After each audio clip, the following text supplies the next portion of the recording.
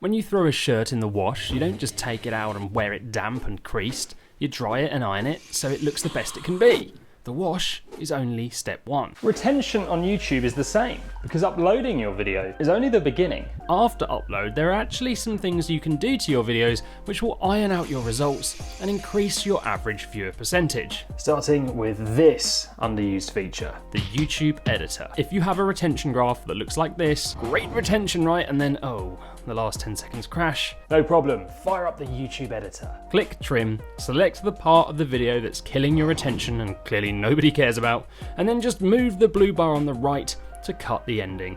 Hit preview, then save, and bam! A few hours later, the part of your video that crashes will be gone forever.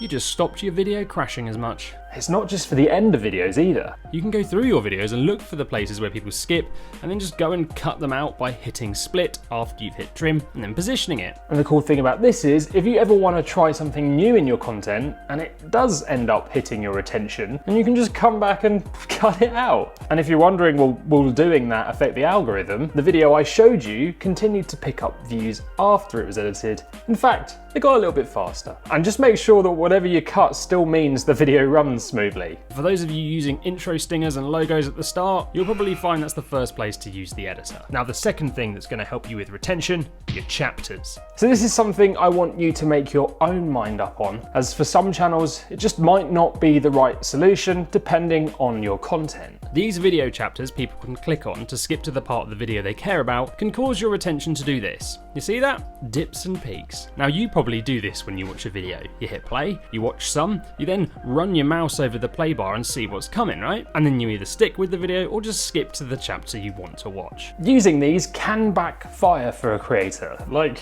this example, which is a list video. You know the type of video, it's a top 5 videos. Each of these spikes is the exact start of a chapter, so people just skip to the item they're interested in, and as a result, the retention drops and spikes. And this is the reason a lot of channels fear using chapters, so here's the thing to test. Don't label them exactly what they are. Name them in a way that gives an idea as to what the chapter is about, but also the value the chapter has while sounding important and interesting. This could help stop people skipping. I mean, if your content sucks, it still won't work, but try it. So I've been testing this on our own videos for a little while, and I can only see the problem occur on chapters labelled in the way that says exactly what's inside them without trying to get across some value. Try it for yourself and do your own testing. There are arguments for and against this, but if you don't try anything, you'll never know, and you can always change them after as well. These next things are less about making the video you've posted to YouTube's retention increase, but they're about learning from your videos to impact the retention of future uploads. Be honest, how often do you look at these graphs and actually make a decision based on them for your next video? Every day? Oh wow, no.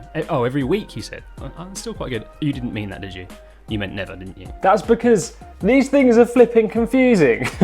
So I'll explain them and this whole situation going on here. But first, you need to see this. This is the retention of a video on a channel whose content is aimed purely at beginners for their topic. This video has 70% retention. In fact, multiple videos on this channel hit that number because they know the knowledge level that their viewers come into their videos with and the information they see. So before you panic that your videos are not working, one thing that could actually be causing your retention to do this is that you could be making videos that are too detailed for beginners or too basic for intermediate. Just have a think about that because it will impact this number. Onto the graphs and what they mean. This is what you want, a video that's flat across the top for as long as possible. If it doesn't drop, great, but it's really hard to not have any kind of final drop because people see the end coming and just tail off. And you can't just end a video in the middle like this. So if you found that useful, watch this video here on retention next.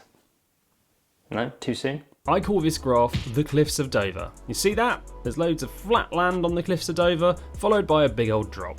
You have this on all of your videos? Congratulations, you're winning YouTube. The next and very common graph is this, the Blue Run ski slope. This means your viewers are really slowly leaving your content, possibly not even skipping, they're just moving on and watching something else. This could be because your content is too boring, the level of information you are giving is too basic or complex for your audience, your content's too slow and rambly, or you might actually have made a video that satisfied your viewers to the point where they didn't feel like they needed any more. The Blue Run's not bad. It will keep your videos above 50% retention, but when you see graphs like this, you have to start testing things to see how you can get this line flatter. The videos at the end will give you some things to try out to do that, but I'm afraid it's just a game of testing to try and improve this, as there isn't a one-size-fits-all solution. The Black Run ski slope is next. This drops your videos under 40% and could be a pretty bad sign that your video was all of the previous things mentioned, but worse. Now, if you see this, you really need to spend time looking at why. It could be that your title was misleading, your content just wasn't good enough, or your audience is totally skewed.